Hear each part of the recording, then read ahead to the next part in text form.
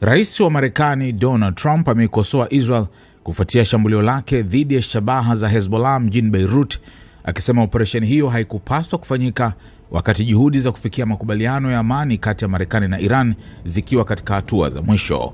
Kupitia ujumbe aliochapisha kwenye mtandao wake wa Truth Social, Trump amesema shambulio hilo lilifanyika katika kipindi nyeti ambapo pande husika zipo karibu kufikia makubaliano ambayo yanaweza kusaidia kuleta utulivu katika eneo la Mashariki ya Kati. Shambulio la leo asubuhi dhidi ya Beirut halikupaswa kutokea, hasa katika siku muhimu kama hii ambapo tupo karibu sana kufikia makubaliano ya amani na Iran, amesema Trump. Ingawa alikiri kuwa Israel ina haki ya kujilinda dhidi ya vitisho vya usalama, Trump alionekana kuamini kuwa hatua ya kijeshi iliyochukuliwa ilikuwa kubwa kuliko tishio lililokuwepo. Amesema shambulio la drone lililotokea awali kutoka upande wa Hezbollah halikusababisha vifo wala majeruhi, hivyo halikupaswa kuvuruga mchakato muhimu wa mazungumzo unaoendelea. Israel ina haki ya kujilinda, lakini shambulio lililokuwa likijibiwa lilikuwa dogo sana na halikuwa na athari kubwa.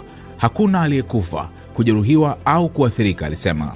Trump amesisitiza kuwa pande zote zinapaswa kuzuia vitendo vinavyoweza kuongeza mvutano wakati huu ambapo matumaini ya kufikiwa kwa makubaliano ya amani yanaongezeka.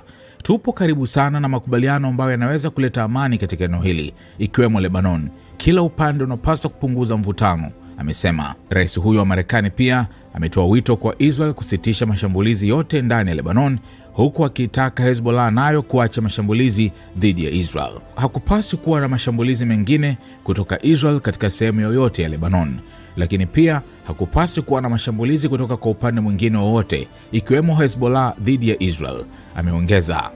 Kauli za Trump zinaashiria kuwa makubaliano yanayojadiliwa kati ya Marekani na Iran yanaweza kujumuisha masuala ya usalama wa Lebanon kwa ujumla, si mji wa Beirut pekee. Hilo linaonekana kutofautiana na msimamo wa baadhi ya viongozi wa Israel ambao wamekuwa wakisisitiza kuwa wataendelea na operesheni zao kusini mwa Lebanon hata kama mashambulizi dhidi ya Beirut yatasitishwa. Akihitimisha ujumbe wake, Trump amesema hatua sasa inaweza kuwa mwanzo wa kipindi kipya cha amani katika Mashariki ya Kati ikiwa pande zote zitajizuia. Huu unaweza kuwa mwanzo wa amani ya muda mrefu na yenye manufaa kwa wote. Tusiharibu fursa hii, amesema.